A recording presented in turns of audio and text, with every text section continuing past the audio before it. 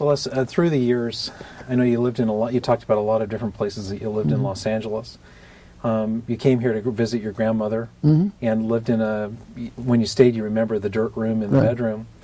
In all those years, did you have opportunities through those years from, say, the 30s through to all the way up to 1964 where you came to Redondo Beach once in a while? Oh, yes, often. And at any point you've also talked a lot about dreams. And did you ever see the dream of creating something here through those years, just by chance? No. So it was by circumstance that you were riding the bike that day, and you asked them what's going on, and well, at that point, when I was coming here as a younger child, my only dreams at that point in time, my first dreams of any kind of a future for myself were really naval, military.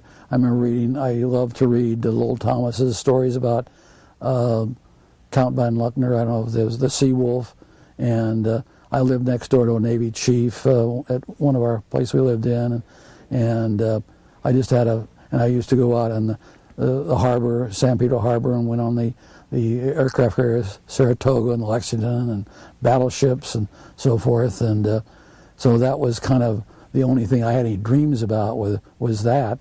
The only other, and then when I got to high school, I started thinking about being an architect, and because I enjoyed the drawing part of that, and it just seemed to be I was more adapted to that kind of work, and I always felt I'd probably be an architect. Then the war, World War II happened, and that, kind of changed everything. And when I got out of the service, it was easier to go get an engineering degree for me than, because as an architect I had to go back and start from. When the Navy was not interested in training architects, they were interested in training engineering officers of ships. And during that period, I did serve a little bit on the USS Iowa, and we're in training to be an engineering officer, and that was kind of my fascination of dreams. And then when I got out and started being a carpenter, I found that really enjoying that, because it was one thing. At the end of the day, there was something there you did. There's so much of what I do today that the other day I wondered, what did I do today? And so many jobs today are of that nature. To me, that was one of the fascinations. And I discovered also that I had a unique talent for design. My mother was very artistic in she made all her own clothes. She designed her own clothes. She made shirts for me. She'd go down, she'd get fabric. She'd make a shirt for me where it had 15 cents worth of material in it, and she'd go down and get the seconds, and because and I dressed unbelievably well. It bothered me, frankly, as a young child, dressing so well, because she would do all the sewing, and because I was dressed better than anybody else, and here we were probably the poorest ones around, kind of thing. And so I think I inherited a certain design skill from her, and a certain eye that I think was helpful. When people go to your leasehold, I don't think that they really understand what it constitutes. And in looking back now, people don't know what you've built. Can you explain that in 1964, when you got there, you were describing this parking lot in the lifeguard station, which today would be the parking lot. Part of it would be the parking lot between the end of the bike path that enters into Hermosa Beach. It would be the Yacht Club Way. It would be the Harbor Cove Apartments and the Chart House. That's just one small part of what you built. Now, what was on the water, and what did you build on the water as part of your leasehold? Well, we built going from north to south, we built the office building that's at 212 Yacht Club Way, where the Redondo Beach Yacht Club is at. And we built the apartment. There's a 6-story apartment building. We built that. And we built the 819 building. Now, that's 819 North Harbor Drive. North Harbor Drive, where the sports center is at now, and the tennis courts. And we built the boatyard that's on Harbor Drive. That's about, in our original lease we made of the city, we had approval by the city to build probably God, 4 or 5 times that much in the harbor. And I had a master plan approved, etc., which was all, kind of ignored by subsequent political people. Certain political people have the view that written agreements have no value. It's kind of what makes political sense, because as time marched on, the no-growth people politically became in power, and they had that whole movement. And if that's the political sound thing to do, that's what was done, regardless of any political agreement. My view, I have no problem as a principle, that political figures can change agreements, but I think they have an obligation to, talk to you, negotiate that change, et cetera, et cetera. They just can't arbitrarily, just because it just makes good sense, it gets me elected or not elected. But that's, again, the world we live in, and you have to deal with it. I would not do today, I wouldn't do many of the things that I did in the early days, in the 60s and early 70s, as far as speculating what could and could not be done ahead of time. I mean, I would make sure that we had agreements, at least there was penalties to pay if the government didn't perform. Because penalties are easier to force compliance or get a benefit from than just relying on a person's word. Now, you had choices to build more in that leasehold. Yeah, why in the late 60s and early 70s did you choose not to do that when you had the opportunity? 2 things. Number one, we had several recessions in that period of time. 2, we had 2 major storms that made financing a little bit tough, made lenders a little bit wary of the thing. And 3, which is probably more important, I think, is that coming from a Depression startup life, I happen to be very, very conservative financially, and that to go to the kind of development we're talking about that you mentioned would require highly leveraging the leasehold and what you're doing, and I just didn't have the I guess the stamina to do that. So most everything we have built on personal lines, investor equity, very little institutional financing, because, and thank God, I mean, in the earthquake, for example, of 94, if we were highly leveraged, had high debt, we never would have survived. We'd have been wiped out. And I think you're going to see, in the next few years, you're going to see a lot of people that have these interest-only loans and high leverage their home. They're going to lose them because that's just the nature when you don't have a lot of equity in something. And I think that is the overriding situation. And then when it's tough to get financing, you kind of rely back on, let's just relax and not. And I assumed that government would fulfill their commitments to us, and that was a bad assumption. Well, I've never been politically astute in terms of the political forces ahead of time. I'm usually pretty good in the day's political forces and how to deal with today's reality. I'm usually fairly good in that, but trying to predict ahead or anticipate 5, 10, 15 years out, I get a low mark on that one. Now, can you explain today which of the restaurants along Harbor Drive are still within your leasehold? The only left is the Bluewater Grill. And so that is part of your leasehold, Yes. and they would be a tenant? Yes. Now, at one time, did you, going down from Bluewater Grill, the next one is currently Harbor Drive, but Right. it used to be the Red Onion, Right. and it's had a number of names. Right. Red Onion, Senor Frogs, Camachos, Camacho. Right. and now Harbor. Harbor Drive. And next to that was Beach Bum Birds, Right. And now is the Cheesecake Right. Factory. Now, were those part of your leasehold, or are they No, a but different one? we made a very significant proposal.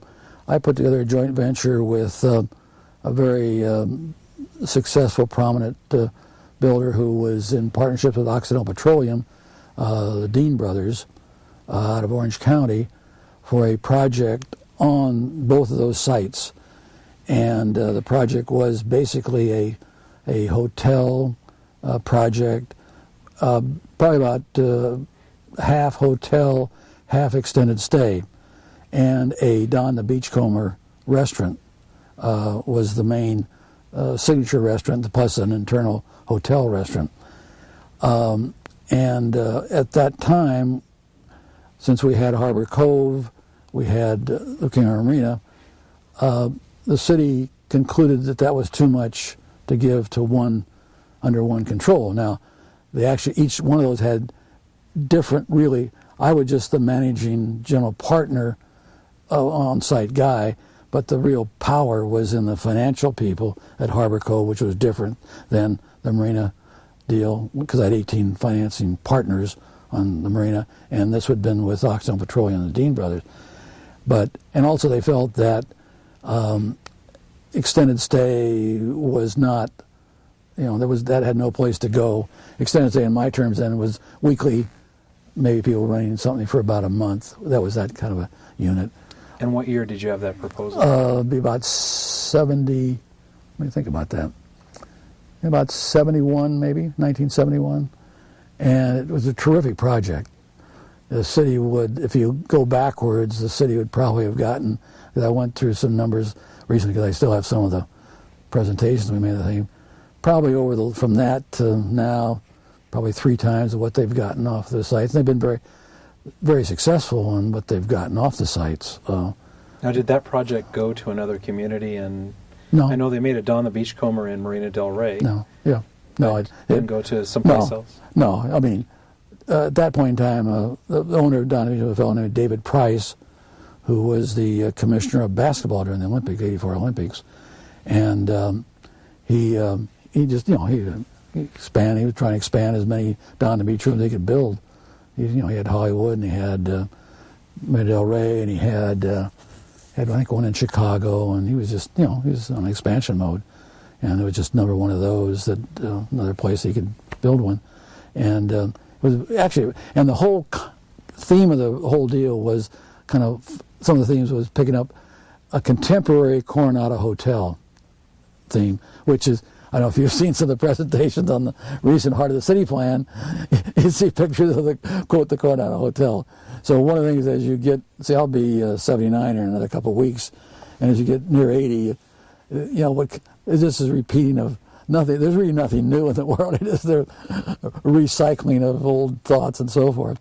Well, one of the interesting issues would have been in that period from 1971 to 1982, even after the building of the village apartments and condominiums, the triangle between Harbor Drive and Catalina, and then Pacific on the south end, that same concept came about with the Crowne Plaza Hotel, which replaced the triangle, which was a larger hotel on the waterfront. I think the difference was, number one, you had the Crowne Plaza on fee simple land.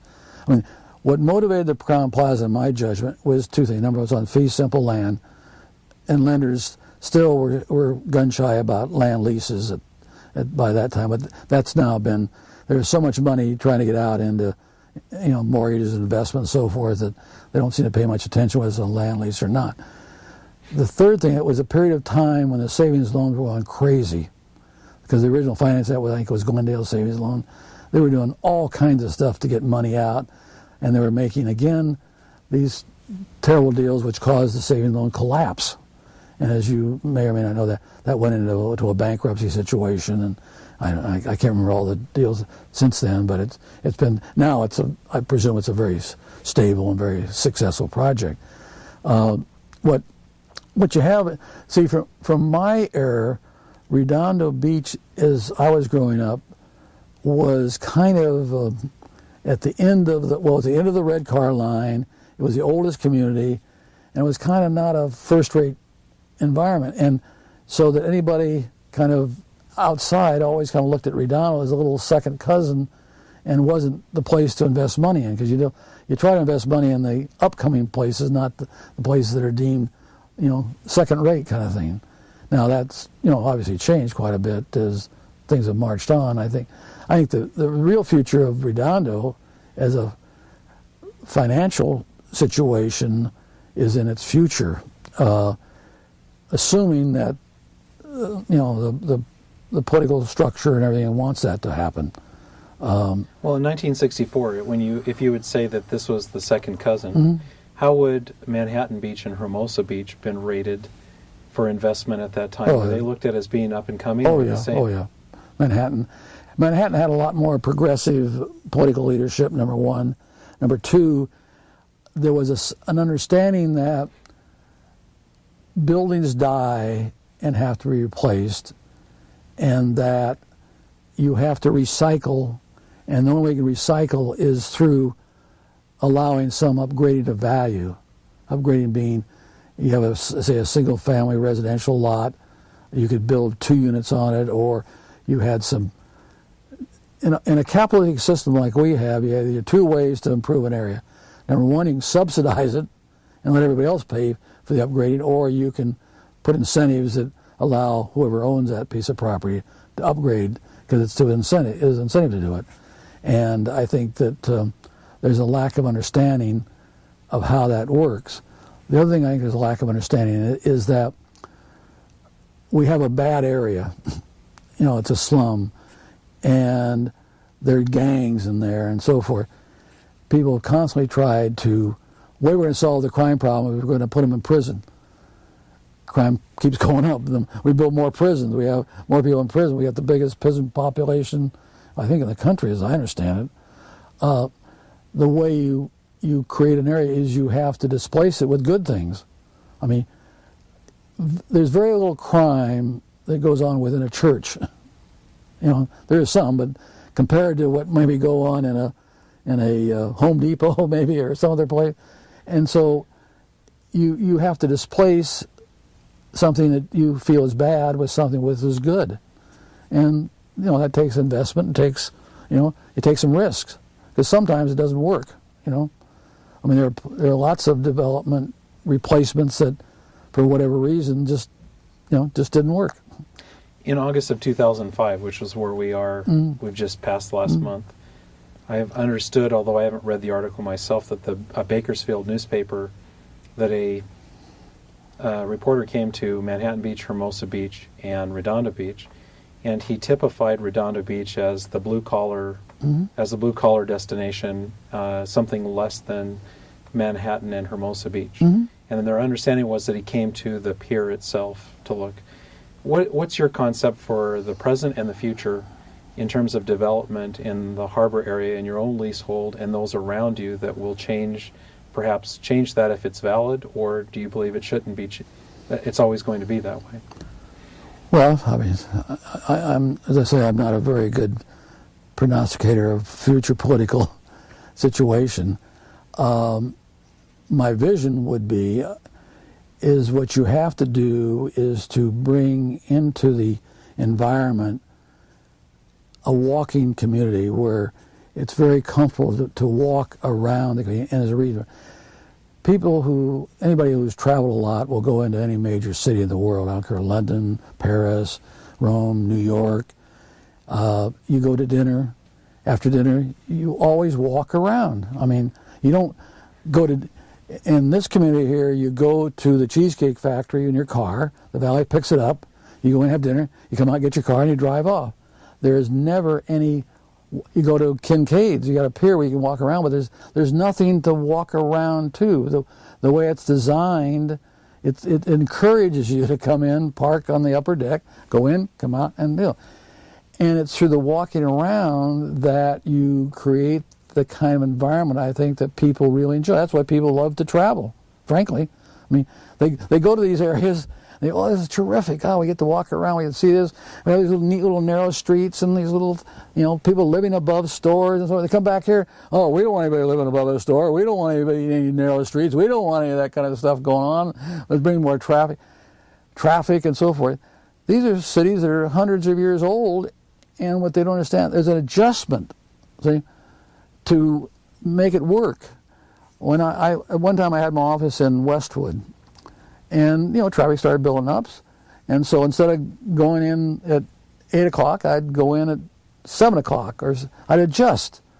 I happen to, because I'm under a lot of treatment at UCLA, so I have to go to UCLA quite a bit, and a lot of times I have to be there at 7:30, 8 o'clock, and we adjust. And it doesn't take, I'll guarantee you the time when I was a kid, and I've had this my whole life based in this area, except when I was in the military and away from this area, the time to get from where we lived in kind of mid-LA to get to Redondo has always been pretty much the same. Okay? Now, it's been different how we do it, but the time, I'm just telling you, the total time has been pretty much the same. I mean, what they keep people keep adjusting, keep adding freeways and changing stuff around. If you do it more often, you find a little route you go on, little secret little ways you can get through, and you adjust. And that's never taken into account. And the real thing is, how do we make the community more enjoyable? I mean, one thing in Manhattan is that there's a lot, which makes Manhattan very nice. There is a lot of kind of walking around the city. You can go in, most any night, and there's people walking around, staying outside of restaurants. The Strand, there's people walking on the Strand. You don't see very many people walking on the Strand on Redondo because it's kind of, it's dark and it's down below you and so forth. So I think if you concentrate on what does it take to do that, I think that you start with this development that Alan McKenzie is proposing is a good start, with a farmer's market and the activity in the center plaza. His whole plan there is and he wants to bring in a little boutique hotel in there. See, hotels have people there at night. He wants to bring a little bit of residential there, so there's people living there at night over the the retail and so forth. That gives one start. We'd love to do some of that same thing in our leasehold. There's no reason why. We've done some studies like from the Cheesecake Factory, letting the parking kind of go underground like we have at the sports center, part of the parking, and have things on the drive. Put in diagonal parking so people can come right out in front. Widen the walkways, both along the water. We've done some studies on that. It's a really easy thing to do is to cantilever over the rocks with a widened walkway. You have that walkway now. If a couple's walking, another couple's going the other way, you got to let go and you go single. It's not a pleasurable experience. That's all. If you just focused on what does it take to get people walking, make that your premise. Okay, now what does it take to finance that? That's the next thing. You'll be amazed how really easy it is. When you do your study, I think something for many years in Los Angeles, you've talked about that from your childhood here, how Los Angeles as a county and as a community is very tightly woven. I mean, you lived in Los Angeles, but you came to Redondo Beach. I think that still continues. Do you look at ports of call as an example of what can or can't be for your own leasehold? Have you ever compared those two, or do you use that as a comparison, or are they completely different things? I've been to ports of call.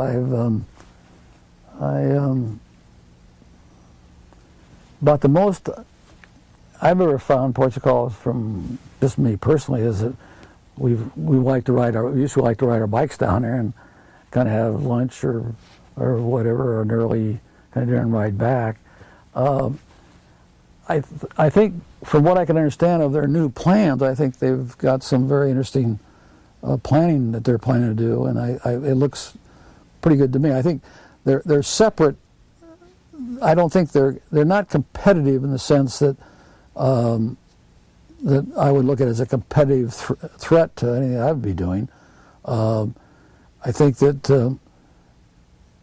because people don't like to go to the same place every weekend, so it's another place to go to, and it adds another dimension to the Southern California. But I think just the way the freeways and how you get there are just totally different situations, and I think the planning concept of it, I think it's too linear. If I had to critique it, it's too long. So you tend to park and kind of go to your little area, and you don't tend to do it. So I'm really not. I wouldn't say I haven't thought about it, frankly. So do you have any plans for changing the leasehold that you have now? Oh, sure. I always have plans. I find that dreaming and planning is a wonderful. Whenever you mention the word, I always think when I was probably 12 years old. I love in the summertime, laying in the grass, looking up and seeing the clouds and visualizing the clouds and different shapes and dreaming about stuff.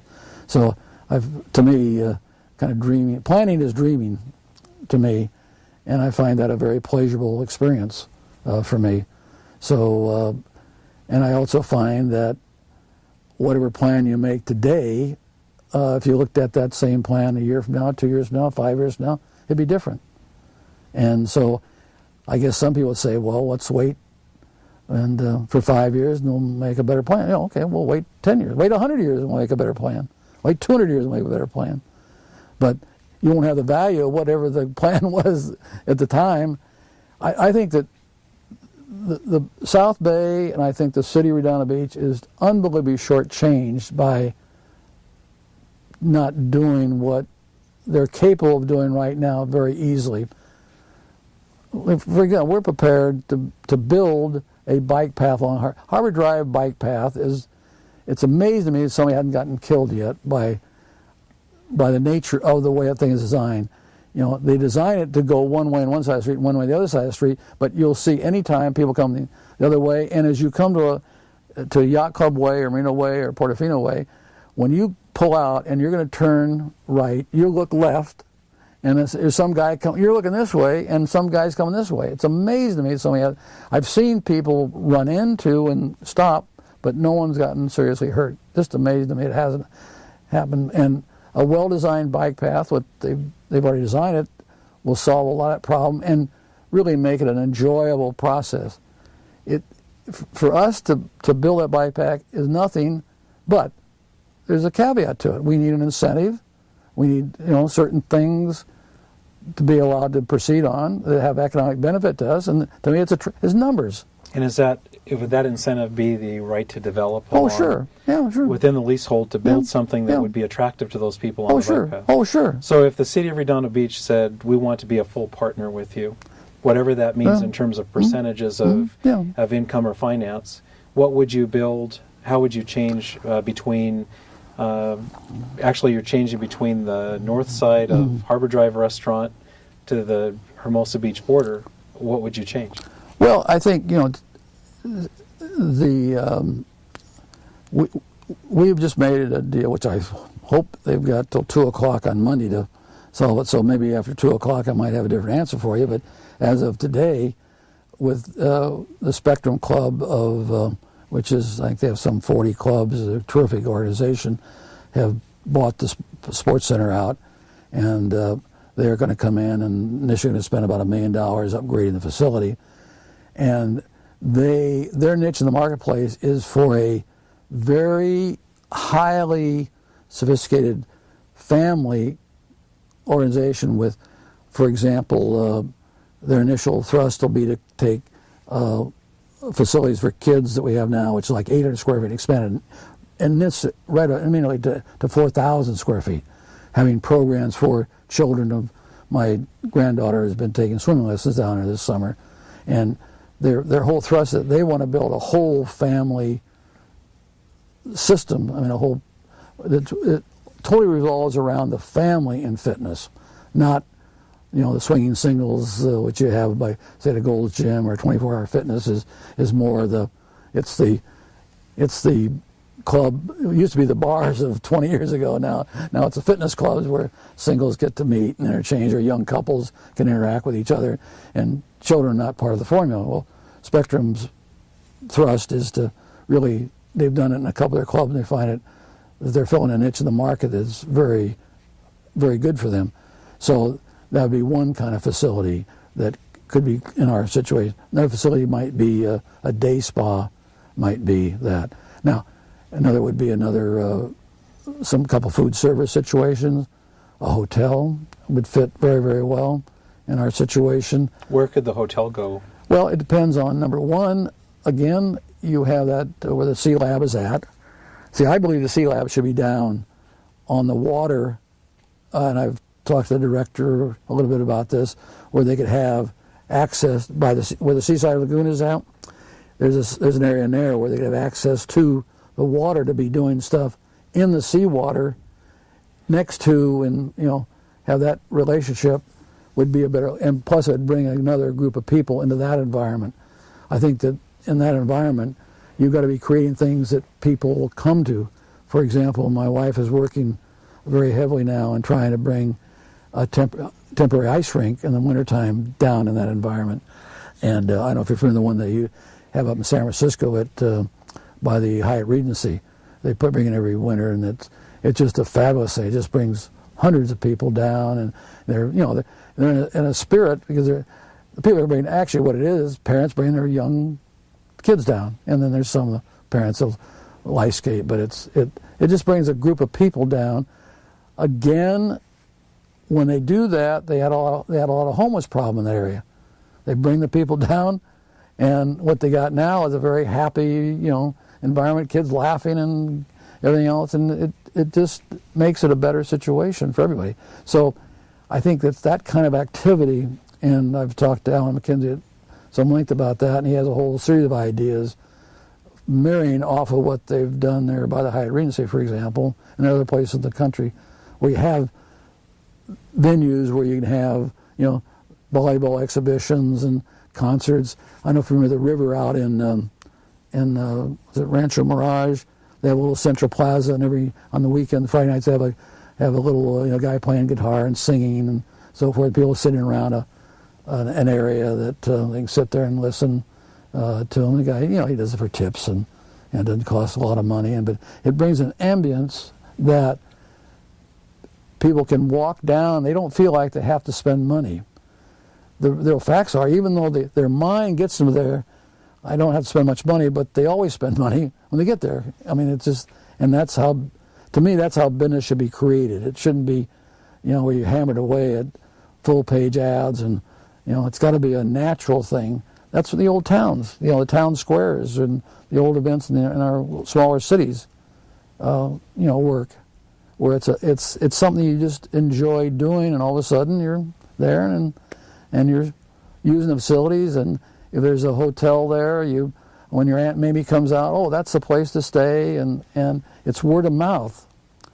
I mean, we've done some studies, for example, what advertising brings us, and compared to word of mouth is the cheapest way, but it's also the hardest thing to do, because it requires your employees to be super, nice and good, and it requires you to make phone calls, and it requires you to follow up, and it's just easier to, when the salesman come to run the ad, I can design this ad for you, I can run the damn ad, and that's so easy for a manager to do. And the fact that it costs a couple grand to do, and you can take $2,000, and I'll guarantee you with $2,000 in somebody's hands. I remember one of our most effective programs one time, we were trying to rent apartments. We were trying to, when we opened the sports, we sent young, nice, charming people out with roses, and we went to all the companies around. We just left a rose with the receptionist and a little handout.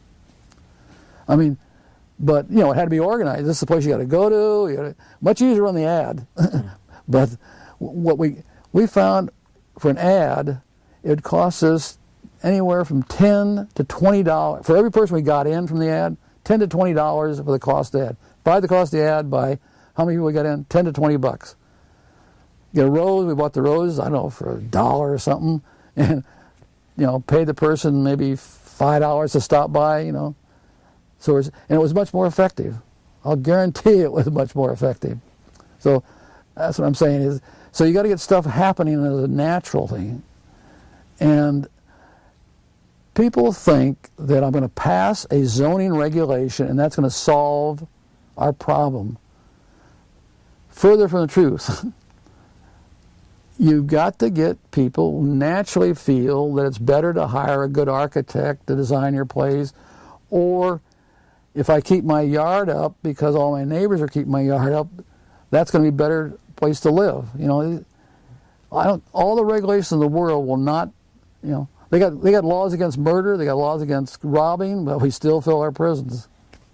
So, a question for you: You first came to Redondo Beach at 5 years old, about 5 or 6 years old, to your grandmother's house. Yeah, I'd say my First experience. Well, the only one I can remember. I can't remember And much. so you've lived a lifetime of almost 72 or 73 years. No, I'll be 79 Well, I'm in 3 saying more through weeks. Oh, in Redondo Beach. Oh, yeah, sure. How have you seen the change in the concept of tourism and the concept of opening the community to outside visitation? How has that changed through the years, and what do you think has changed it? Or do you think it's always the same? We're still a resort town with a draw to people? No, no longer. The earlier years were clearly more people from outside came into the community, on weekends especially. There seemed to be, at least my memories and so forth, that it was just more fun to come here.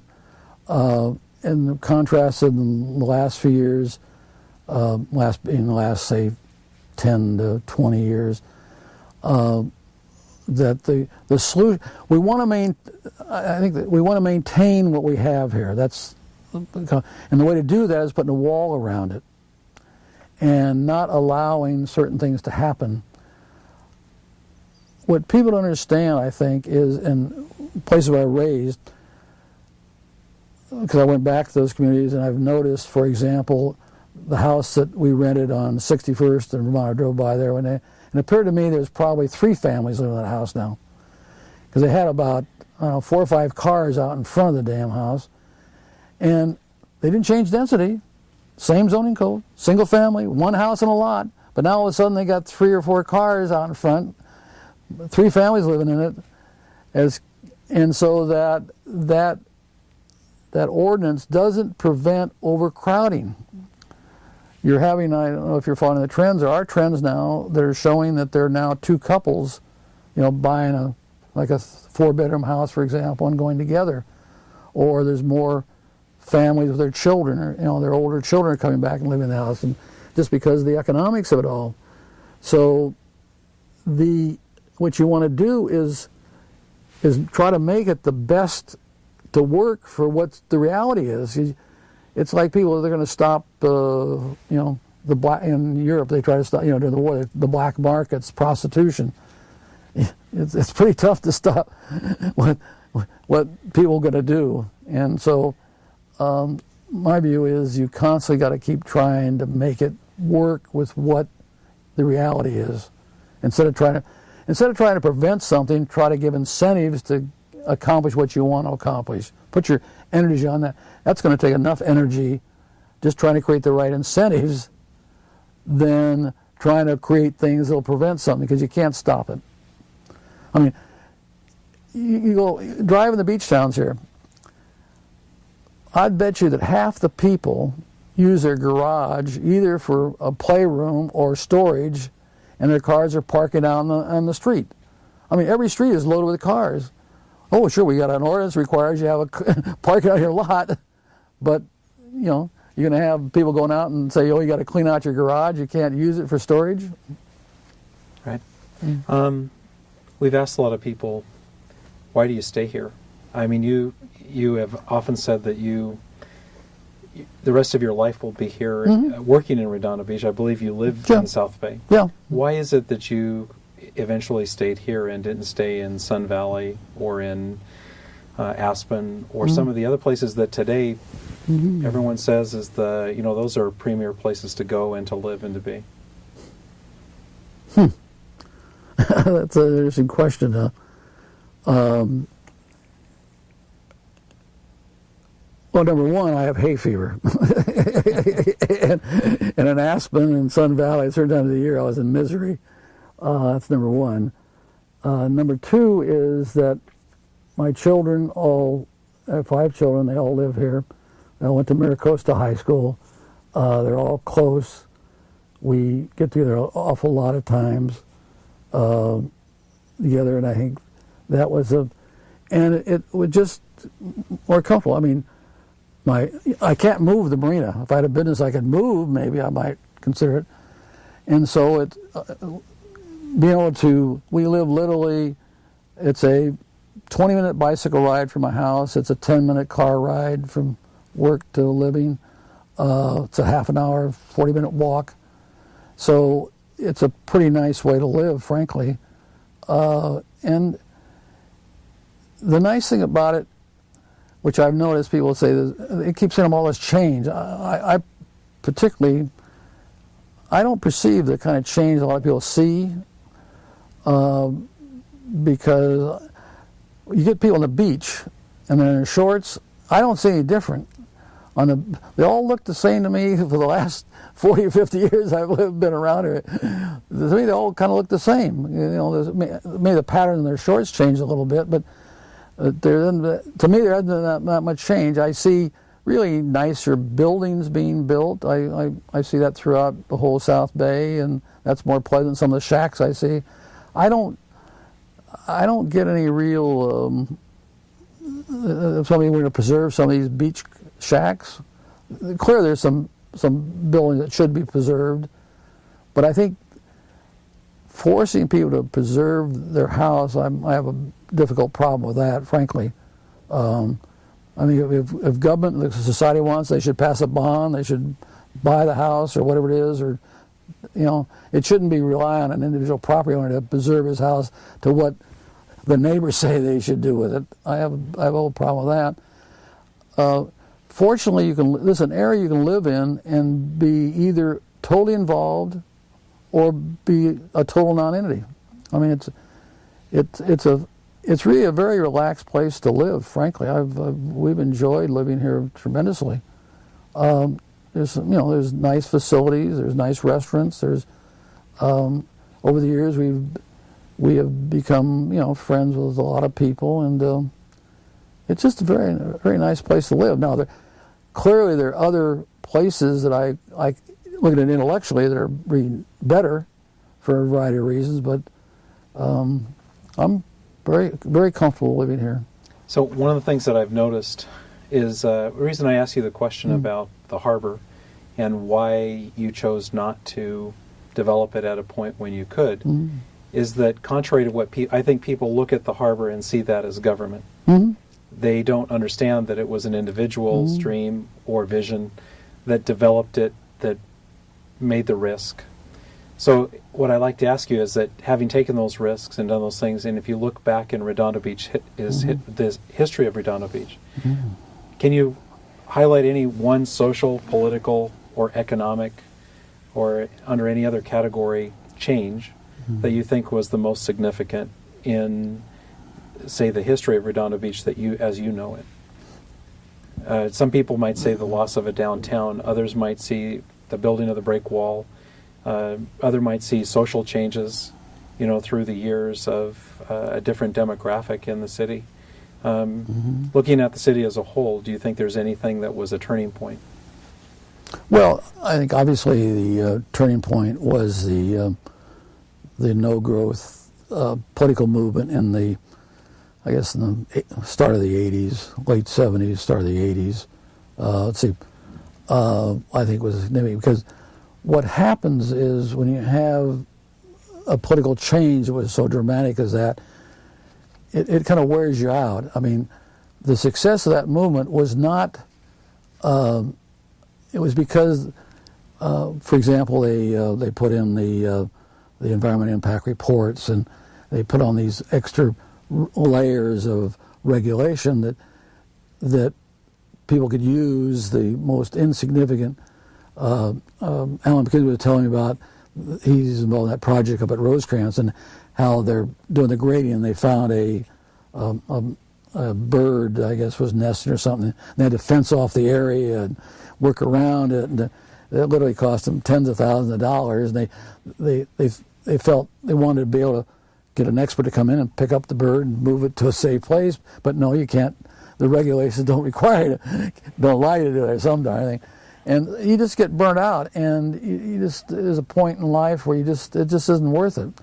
So I think that really discouraged, because you see, like for example, the last 5 years, well, maybe even 10 years, we made the decision 10 years ago, but last 5, we have aggressively are investing and put our energies outside of Redondo Beach. There are still communities that still want you to come in. For example, we are involved in a hotel that was downtrodden in Tucson, Arizona. And we're coming in, just totally revamped the place.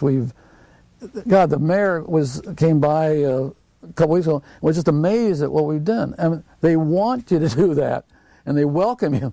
And in here, my God, at times they think you're going to do some terrible thing, and everybody's suspicious of you. And what I've learned is, for some reason, I look back, we have a great capacity. If somebody has a problem, he goes bankrupt, or he's in a problem, or he doesn't do a good job, we want to help him.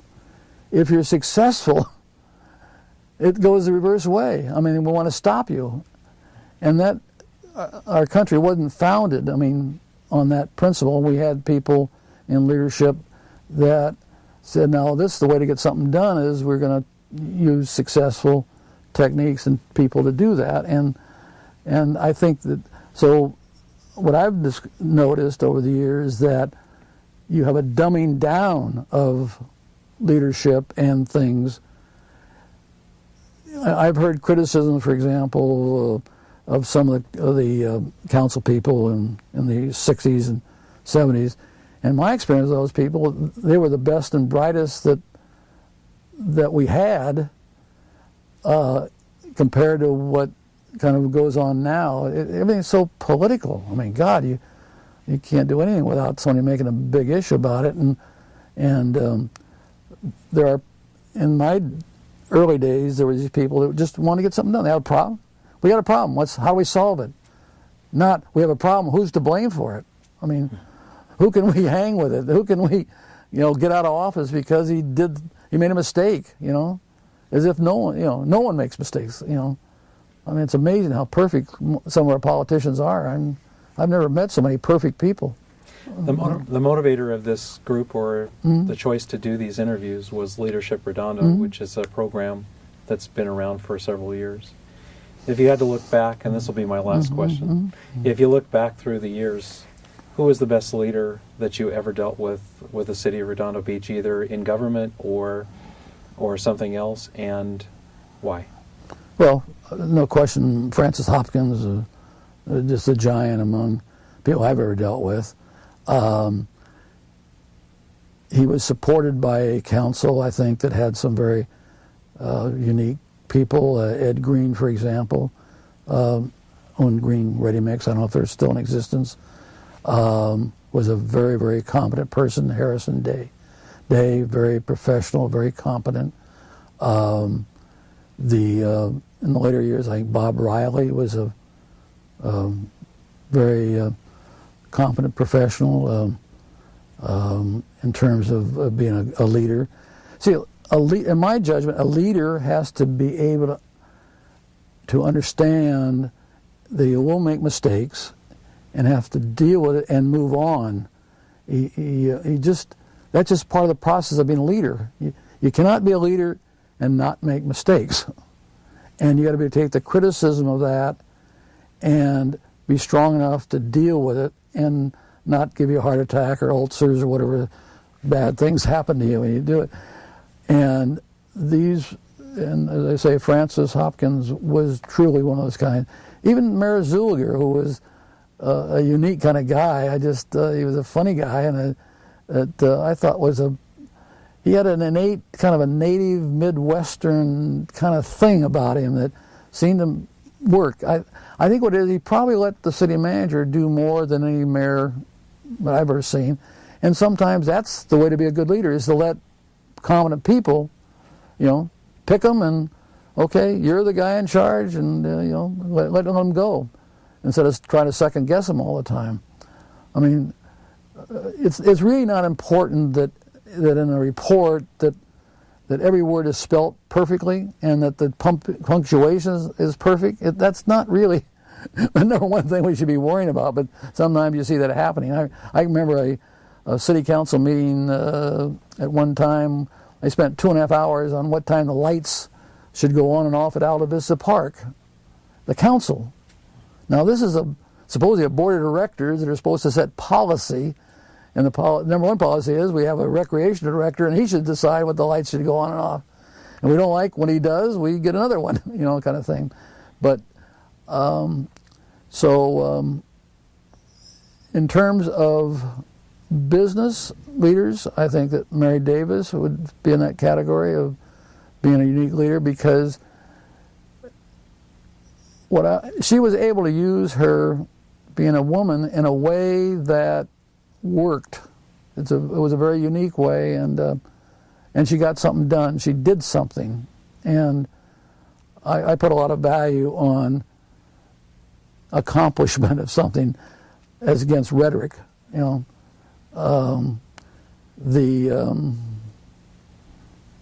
see who else. I don't really, there've been occasionally some people that stood out for women, but I think in the context of your question, it would be a more, over a longer period of time, a broader. It's one thing being a leader for a day, as against being a leader for a generation or 10, 20 years. It's very, very tough, frankly, from my experience. One of the things I learned in the military, I think, was they have a saying is familiarity breeds contempt. And the longer you're around, the more familiar people get with you, so therefore the more contemptuous they get with you. So, and especially if you're in the public eye. And in a political sense, you've got to be in the public eye. That's why I think it's pretty tough for people in the public eye today in council to be a leader for any extended period of time. In my case, since I'm not a particular political figure, we tend to lead a fairly private life as much as we possibly can, and so I've been able to extend that period of time where not everybody is contemptuous of me. Not to ask an open question, but is there anything you'd like to add? We've talked probably for about 3 or 4 hours in total over a period of time. And is there any last comment? Well, I could talk for 3 or 4 more hours. My wife doesn't let me talk so much. No, my kids don't. It's me and my children. They don't let me talk too much. So my grandkids are coming around now. They're going to let me talk a little bit more. But no, I think what you're trying to do, I think, is helpful. I know this is my own case. Just having to think about it's forced me to think about some of the stuff, because you get in your life and you go forward. You don't really think back. And I don't know if I mentioned to you, I've written a kind of a little essay that I've titled "My Dreams Were Really My Fantasies," and I've kind of gone through. And the thing, as I wrote it, as I was looking backward in my life, you tend to look backward in life because there's more back there than is forward. Is that I've found that in every one of my dreams, I've never achieved any of my dreams fully, and that I've had failures in every one of them, and every time I had a failure, I went on to something better. It forced me to go out and look in a broader sense. You think, oh my God, if I lose this job, but all of a sudden, you start looking for other jobs, and you find better jobs out there. If you just when you're working your deal, you're not looking for other things, and you don't realize there's better things out there for you. And so now I find it's kind of a fun thing in our family. God, when can I fail so I can go on to something better, kind of thing. So I think what I'd like, my dream right now is I'd like to finish whatever the city would let me on our leasehold.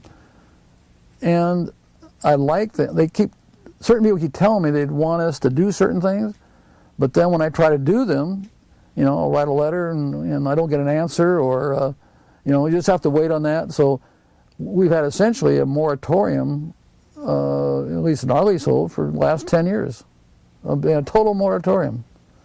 And as a result, we've taken that investment and gone elsewhere, and because in my view, you have to grow or you die.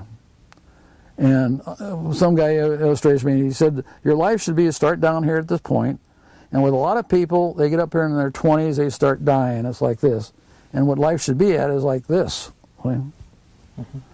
And growth doesn't necessarily mean growing in making more money or growing and making a bigger company or whatever it is. It's growing in enjoying having better relationships and enjoying your life and making that better. That, to me, is growth. See, our company has really not much growth in it. So we keep preaching to people, you want to grow yourself. You want to get more educated. You want to get more background, have a better relationship with your children. That's where your growth should be if you're going to be with us any length of time. And, because you got to keep growing. And I think it's in that context. And so this last few years, one of the things and outside investments that we've gone into, trying to clean up a bunch of things, because we all leave little messes around. I mean, I've been amazed when I start thinking about it. That if you go in your office, I'll guarantee you everybody's got a pile of stuff. They keep putting off to do it. So I've been kind of going through the piles, and one of them is the finish of whatever it is in our leasehold. And see, the nice thing about a leasehold, what people don't understand, is that the city gets a percentage rent from our deal. And so therefore, it doesn't make it... See, if I bought a piece of property for $1 million, there's so much I have to put on it. But if I just pay a percentage of what I take, well, the property's only worth $500,000 because they capitalize what we pay for it. So if the city wants one-story construction, no problem. We're essentially paying less for the land so we can build one story. Want 2-story, 5-story? How much money do you want from us? And we can build whatever you want and everybody's satisfied. And all I know is that the harbor, we've done some studies of this, and I know that there's been some studies done on real estate values. In Redondo Beach, we have not kept up with, even and the revenues in the harbor have not kept up with inflation. They're actually taking less money today, inflation adjustment, they took in 20, 30 years ago. Now, it seems to me at the very least we should be keeping up with inflation, because that means that other people are subsidizing things or there's less money available for other activities that were available previously. And real estate taxes and valuations have not kept up with the rest of the South Bay. I know that Alan McKinsey has done some studies on that for Hermosa and Manhattan, and we have the lowest, increases than those other communities. And so your people really are not getting, for most people, their home is their retirement. For the average person, they buy a home in their 20s and 30s. They pay it off in 25 years, and then what their equity is, what they retire on. That's the real reality of most people, and they're not keeping up. So they're actually losing money. Now, I don't think many people understand that, and I think that causes them to do things to their disadvantage when they could be doing some things that would be more helpful to their own self-interest. Because I totally believe self-interest is a tremendous motivator for people, much as some people don't want to admit it.